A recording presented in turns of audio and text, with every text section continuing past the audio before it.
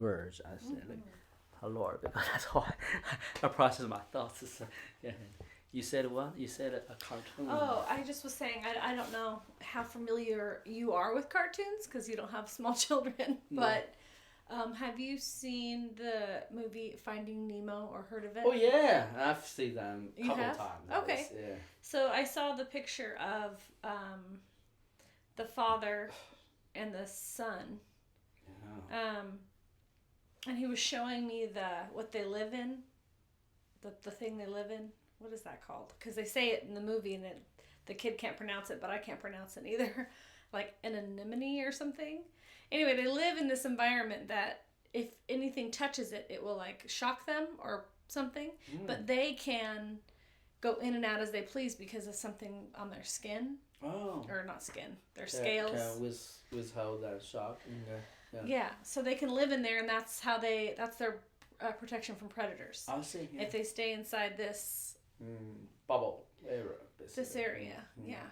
Anyway, but I don't know why, but the Lord has just specifically noted that there was a father and a son, and that there's protection. Their protection, natural protection, is on them.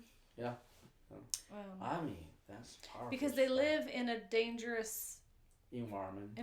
Yeah. That will kill anybody else, but not them, yeah. because they have it on their this protection. on them. My sister, I have so many testimony of that because I went through some extreme situation in life. I can feel the power of God. When talking of this experience, I was I have cat stories, right? And the dog I will pray. The cat don't naturally like me, but when I pray, the cat begin to show up, begin to follow me around. So I'm a dog person, but I'm not a cat person. Speaking of that. And when they also have this experience, I'm still walking. By the way, not far away from Tim's place, back in Austin. So I live in the neighborhood. So I'm thinking, oh wow, that's interesting. So far, God, obviously you're with me, and you're besides me. Thank you for that. And the father said, do you think this walk beside you? Okay. I think I have honest covered. I said, Lord, please. David said, he lifted me up from the deep miry prayer, put my feet on the rock, upon the rock, right? Lord, I said, I sure want my feet planted on the rock, right? So something, because that experience give you reflection David's life, his prayer. I said, Lord, please let my feet be on the rock, So, and God said, ask again. I said, what? And ask again. I said, what ask? Feet on the rock. It's pretty good. And he said, do you feel it? I said, what do you feel? I feel nothing. He said, feel the things all around you. I said, what? I can literally feel around me is a perfect square, a rock. The center is a rock. Perfect square. I can feel every corner, even the texture of this rock. But it's not physical rock per se. It's just a feeling when you have a rock feeling, and something all around is a rock, a solid rock. And God said, now you understand I'm your rock what it means? What? I'm in a rock, he's my rock, So I never thought like that because often you saw with Isaiah stories, a rock on the shadow, you can rest on the rock, or stand on the rock when the flood comes. In the mountainous area, you have a flash flood. If you don't have a high rock, you easily be carried away. So that's what I know in the biblical stories, and real life as well. So I said, what? This is strange. I'm in the center of the rock because it's not natural. You can't be come in the rock. I was in the rock. I walk around, and walk for a long time. I can feel the rock. And God said, that's what it means. I'm your rock. Wow. Nothing can touch me. Nothing can touch me, you know? Nothing. I'm not afraid of anything.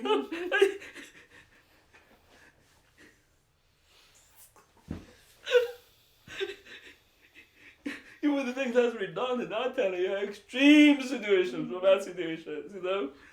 And nothing touched me. Amen.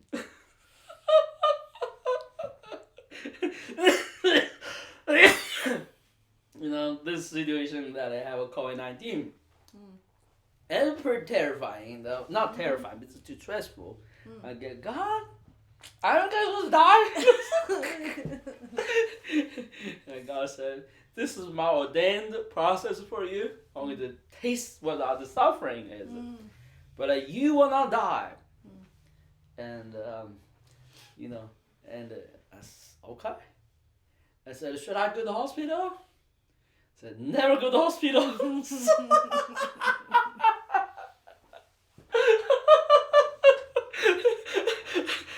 You can't tell people that, you know, so John knows about it, you know, God spoke to him about things. But it's a very hard thing to tell people, you know. Yeah. But God told me, I'm not going to die, and I'm not going to need to go to the hospital.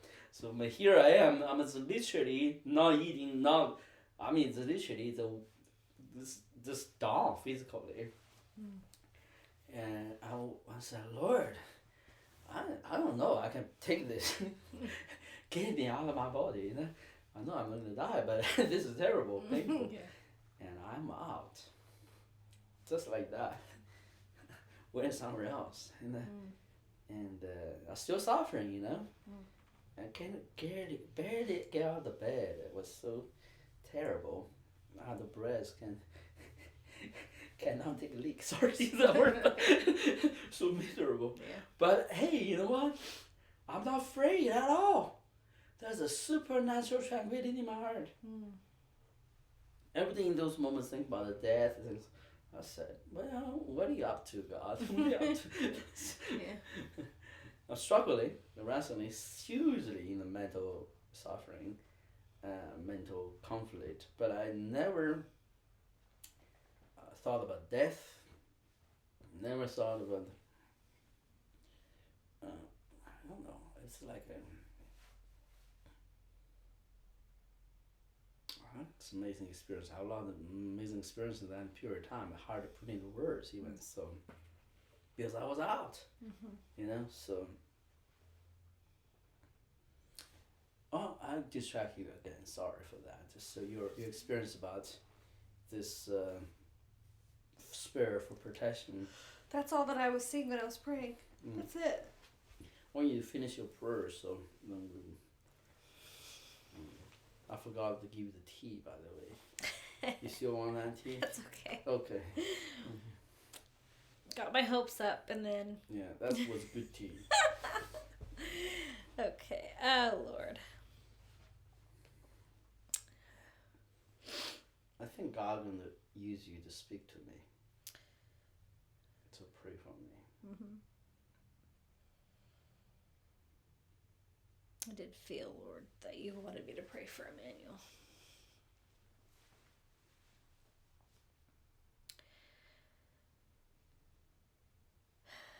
Just for the strength that it requires to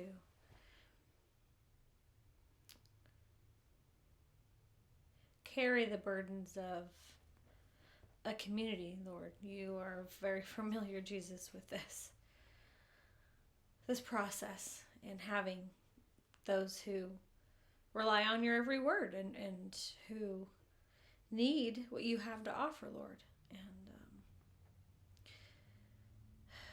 when you put those sons in positions to mirror you and to reflect your ways and reflect your leadership, that burden falls on them, Lord. And I understand that weariness could be just a step away, Father, but No, that's accurate. Sometimes we're super weary, actually. So, yeah. I know, Jesus, that you removed yourself many times to seek the Father. And I know that Emmanuel has removed himself many times to seek the Father, to refresh, to hear the words, to know that you are only listening to the Father's voice. So I just pray, God, as you have chosen your Son for this position in this time of life. It's very significant, God, and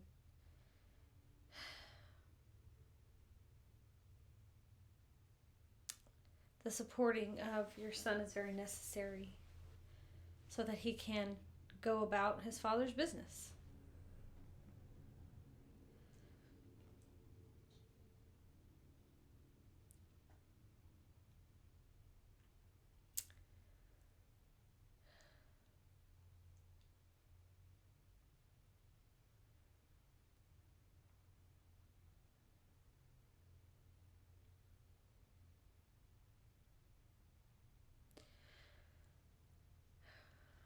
Don't know how to properly word things without sounding. I mean, I know obviously that you, Emmanuel, will understand this, but as far as someone listening to this recording, I don't mean to blaspheme or to do anything of the sort. But let me see if I can put this into the right words.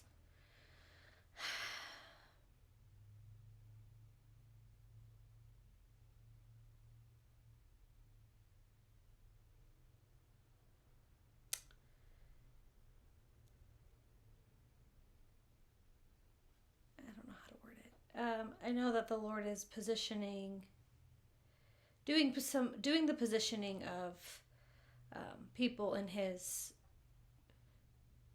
community or in his authority, in his kingdom, positions of authority, Lord. And how do I word this? I can just see Jesus as the head. I can see Jesus almost like, I don't know if you've seen like a family tree or a lineage type of format where the grandparents are here and then the parents come and then the children. I used to write that, our family trees. So I'm seeing that as Jesus as the top and then the obviously, and then the family coming down, but it's also in the shape of a human, so that Jesus is the head and then the shoulders and then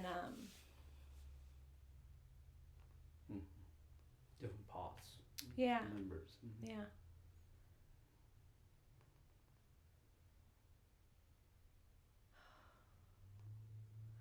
It's hard to explain something that I don't understand myself, but hopefully the Lord will clearly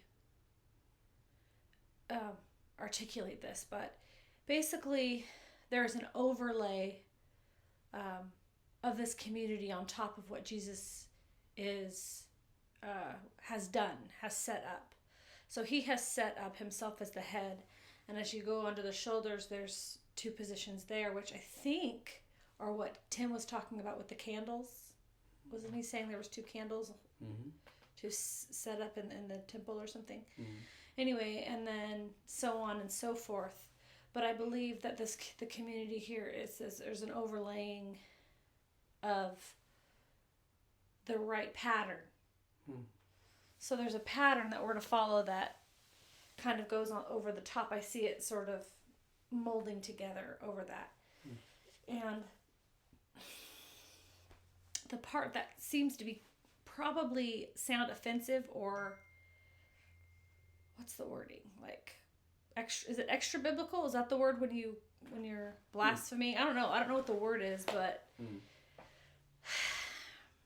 the position that you are in is the position of Jesus, but isn't Jesus.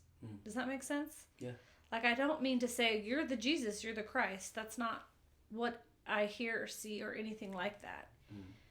So it's really hard. It's really hard to say it, with words, because it just seems wrong. So not obviously not a title of being worshipped, or but the shepherding that Jesus did, or even the sacrifices that Jesus did. I mean, he had to sacrifice his life. It's in his name sometimes means, representation of some function. He is to the body Christ, especially in a local community setting. So yeah. So that's it. I mean, what he represented here on earth and what he did, and there's just parallels to your life to his life, as far as positioning goes. Allowing you to go through what you've gone through, and allowing you to have to sacrifice what you sacrifice, and to see what you see, and even in the telling of your stories, or not stories, the telling of your testimony. It's there's a telling of sort of the life of Jesus, the dying, the wilderness experiences, the being homeless, the wilderness experiences of losing everything and having to lose everything on purpose. There was no accident. There's no, oh no, I lost my home, I lost my money, I lost whatever. It's like, no, the Lord's like, I'm taking it all away, it's gone. You have to be stripped of everything so that you can become a son. And I just feel like, Jesus had to have that wilderness experience or something. Sure. Just so, anyway, so I'm just seeing, as it's overlaying, obviously I see Tim on one of the positions on the shoulder, I think. I don't know who's in the other one. I don't know if it's John or whatever, but, not whatever, carelessly. I don't mean to say or whatever. Sure. I'm just saying I don't. Whoever indicated there. Yeah. But that's the way that the Lord is presenting it. So, Father, I just want to honor that, Lord. I want to step into the spiritual realization of that. That it's not up to us to choose who you place in places. It is what you have chosen to do for a purpose. You don't choose. Even in your word, you didn't choose a king on a horse with all the gold and things. You chose a son. It's just very different than the world thinks. And in Christianity, we think it's over. We think that Pharisees are separate and Sadducees, and they're separate than who we are or who Christians are, and it's not. We're just as blind. Christians are just as blind. And you will continue to set forward the humble in these high positions. And you will continue to set forth those who are willing to shut out the world and shut out the selfishness. And you will continue to position those in high authority, because they're the ones you've been looking for. They're the ones you were sent here to protect and to guide and to lead. And the men here are saying, let me be stripped of any human authority that I think that I have, or let me be stripped of any ideas that I might have of you, Lord. They only want your way and will, and that is why you've chosen them, Lord. They're willing vessels to hear your voice. And so they deserve the wrong word. They are rightly positioned here, God. And so I thank you for this position. And I pray, Father, for those who need to see this. I pray against any human ridiculous thoughts that would come into this place. I feel like a human perspective would be to see this as some sort of blasphemy or positioning yourself as Christ or something, but that is not what you are saying here, Father. So I do pray for, as you are going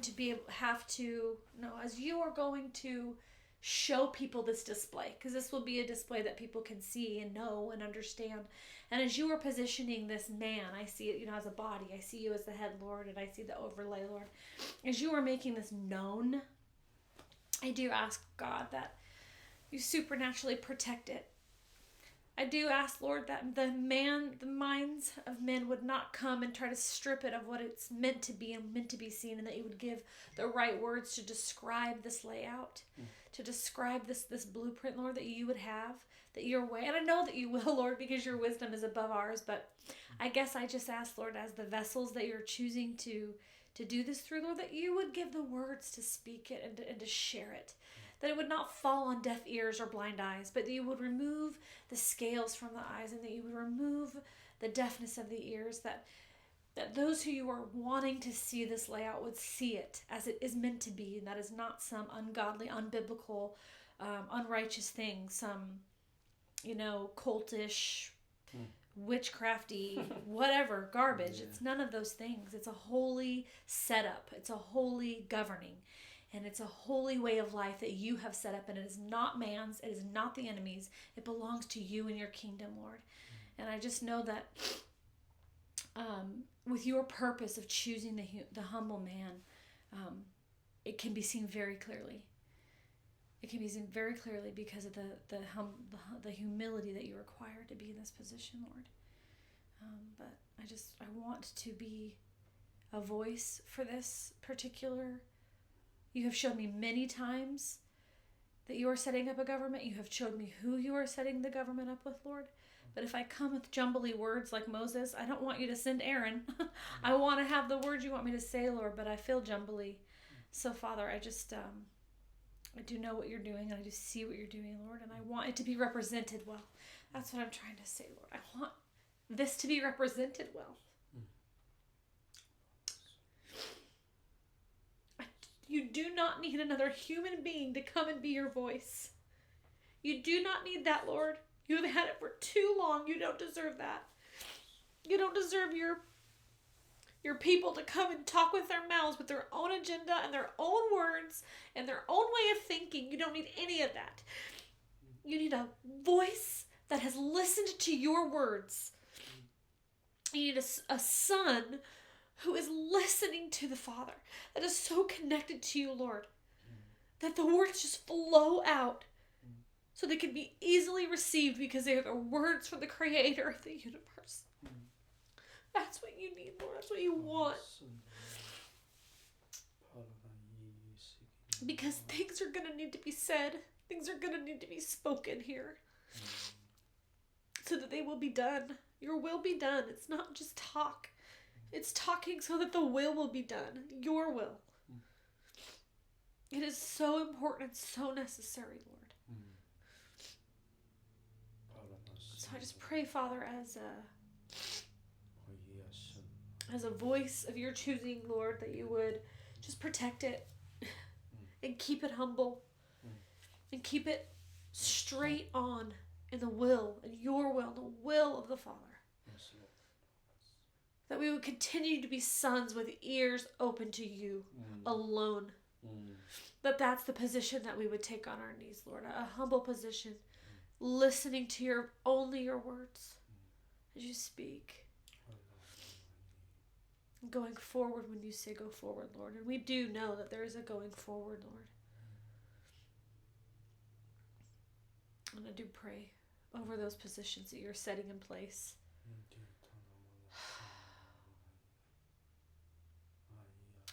I do pray for that rock of protection, Lord, that you placed around Emmanuel once, that it would be placed around Tim and John and those who you are setting up in these positions, Lord, because they will need it.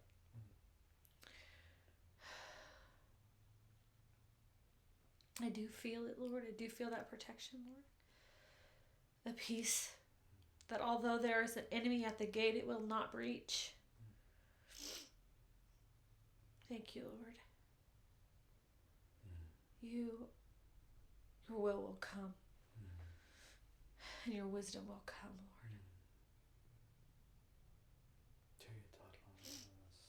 And these are who you've chosen to be those vessels, Lord. And so I pray over them, Lord. I pray that their mouths would not be shut, but they would be opened.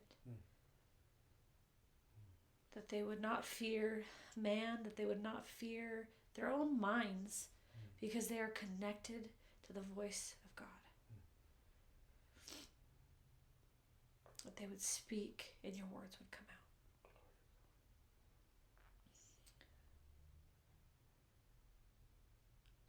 And they would bring power. They would bring unity. They would bring understanding and wisdom and understanding, Lord. A heavenly understanding as they're brought forth from their mouths. And no longer just be words for words' sake, Lord, but your words for your people.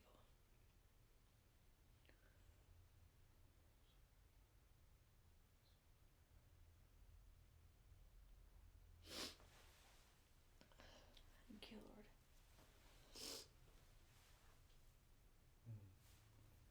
Well, time in our praise and last should pray for Justin now, Lord. Thank you, Father.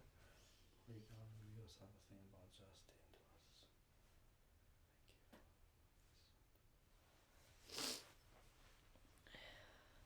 Jesus.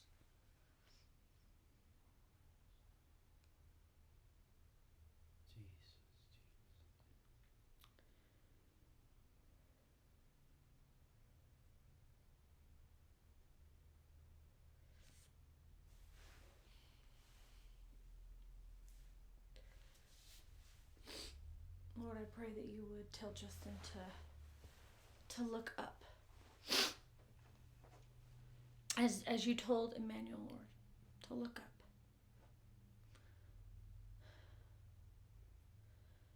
Because you've built him into a son who has just so much understanding of things. His position, Father, that you are putting him in the body is so important.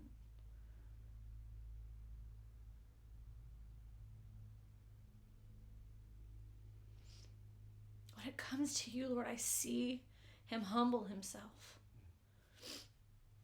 He wants what you're saying, Lord, and I know that, Lord. He wants your ways and your will. He doesn't want to speak outside of what you're saying or do outside of what you are doing. I just pray that he is able to look up and let go of all things of this world that would be done or said or acted in, Lord, but he would rise up to his position of authority and his position of his calling, Lord.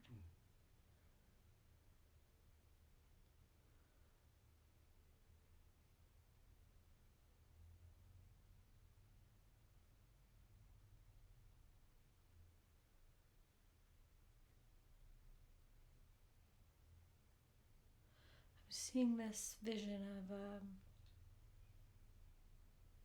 a man in the army who is, it's either snowing outside or it's just white outside. And he's got white on him, like white paint.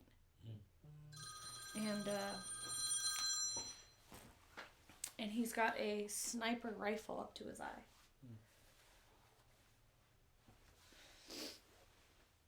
Because he has the ability to train his mind and his vision on target from a far distance. It's a skill. He's skilled and trained for a specific task.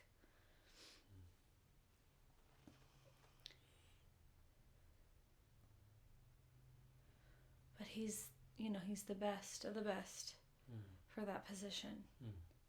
He can hit the target no matter where he's aiming from.